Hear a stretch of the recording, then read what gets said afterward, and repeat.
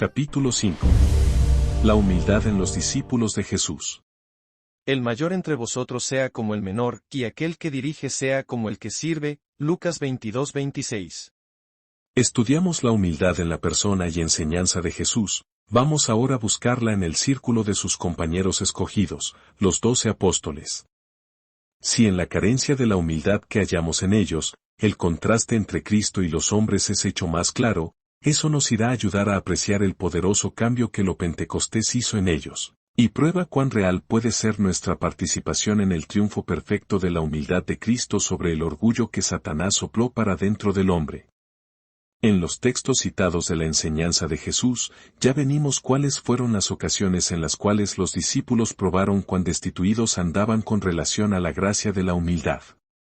Una vez, ellos estaban disputando por el camino cuál de ellos sería el mayor. Otra vez, los hijos de Zebedeo con su madre pidieron por los primeros lugares, sentarse a la derecha y a la izquierda del Señor. Y más tarde, en la Santa Cena, en la última noche, hubo nuevamente una contienda sobre quién sería considerado como el mayor. No que no haya habido momentos en que ellos realmente se humillaron delante del Señor.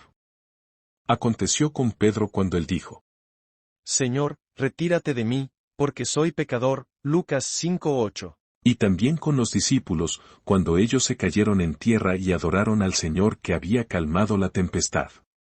Pero esas expresiones ocasionales de humildad son solo un fuerte contraste en relación a lo que era el tono habitual de su mente, como mostrado en la revelación natural y espontánea del lugar y poder del ego dada en otras veces. El estudio del significado de todo eso nos enseñará lecciones más importantes. Primero, cuánto puede haber de religión enérgica y activa mientras la humildad aún es tristemente ausente. Vea eso en los discípulos. Había en ellos una atracción intensa por Jesús. Ellos habían abandonado todo por Él. El Padre les había revelado que Él era el Cristo de Dios. Ellos creyeron en Él. Ellos lo amaron, ellos obedecieron sus mandamientos. Ellos abandonaron todo para seguir al Señor. Cuando otros retrocedieron, ellos se separaron para el Señor. Ellos estaban listos para morir con Él. Pero más profundo que todo eso, había un poder de las tinieblas, de cuya existencia ellos raramente estaban conscientes, que debía ser muerto y expulsado antes que ellos pudieran ser las testigos del poder de Jesús para salvar. Y aún es así. Podemos hallar profesores y ministros, evangelistas y obreros, misioneros y maestros, en quienes los dones del Espíritu son muchos y manifestaciones, y son canales de bendición para multitudes, pero en quienes, cuando el tiempo de pruebas viene o una comunión más próxima nos permite conocerlos más llenamente, es sólo dolorosamente obvio que la gracia de la humildad, como característica permanente, es raramente vista. Todos van a confirmar la lección de que la humildad es una de las principales y supremas gracias, una de las más difíciles de obtenerse, algo para lo que nuestros primeros y principales esfuerzos tienen que ser dirigidos, algo que viene solamente en poder cuando la plenitud del Espíritu nos hace participantes del Cristo que habita y vive dentro de nosotros. Segundo, cuán impotentes son todas las enseñanzas externas y esfuerzos personales, para vencer el orgullo o dar el corazón manso y humilde. Durante 3 años los discípulos estuvieron en la escuela de entrenamiento de Jesús. Él les dijo cuál era la lección principal que deseaba enseñarles: aprended de mí, pues soy humilde y manso de corazón. Repetidamente él hablaba a ellos, a los fariseos, a la multitud, de la humildad como el único camino para la gloria de Dios. Él no había solo vivido delante de él como el Cordero de Dios en su humildad divina, él les expuso, más de un golpe, el íntimo secreto de su vida. El Hijo del Hombre no vino para ser servido, pero para servir. Estoy entre vosotros como aquel que sirve. Él lavó los pies de los discípulos y les dijo para seguir su ejemplo. Y todo eso fue de poco provecho. En la Santa Cena aún hubo contienda cuanto la cual de ellos sería el mayor. A buen seguro, ellos intentaron muchas veces aprender sus lecciones, y firmemente no ofenderlo nuevamente.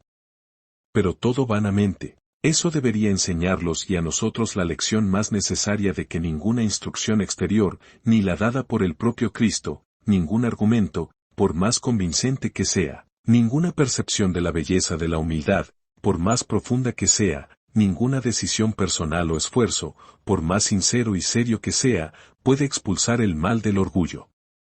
Cuando Satanás expulsa a Satanás, eso sirve solo para introducir nuevamente un poder más fuerte.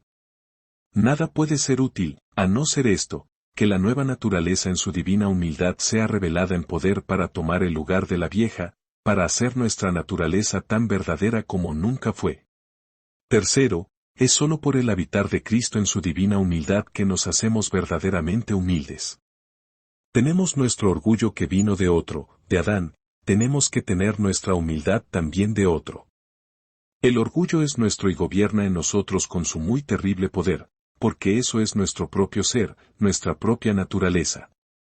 La humildad tiene que ser nuestra de la misma manera, ella tiene que ser nuestro propio ser, nuestra propia naturaleza. Tan natural y fácil como es ser orgulloso, tiene que ser, y será, ser humilde. La promesa es, donde, incluso en el corazón, abundó el pecado, superabundó la gracia.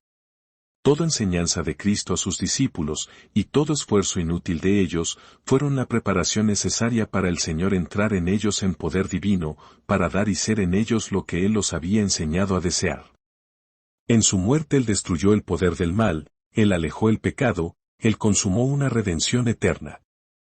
En su resurrección, Él recibió del Padre una vida completamente nueva, la vida de hombre revigorizado por el poder de Dios, capaz de ser transmitida a los hombres, y entrar y renovar y llenar la vida de ellos con su divino poder. En su ascenso Él recibió el Espíritu del Padre, por medio de quien hizo lo que no podría haber sido hecho mientras estaba sobre la tierra, hacerse uno con aquellos que amó, en la verdad, vivir la vida de ellos, para que pudieran vivir delante del Padre en humildad como Él, pues era Él quien vivía y respiraba en ellos. Y en el Pentecostés Él vino y tomó posesión. El trabajo de preparación y persuasión, el despertar del antojo y esperanza que su enseñanza efectuó, fue perfeccionado por el poderoso cambio que hizo en el Pentecostés. Y la vida y epístolas de Santiago, Pedro y Juan traen la evidencia de que todo cambió, y de que el espíritu del manso Jesús había, de hecho, se apoderó de ellos.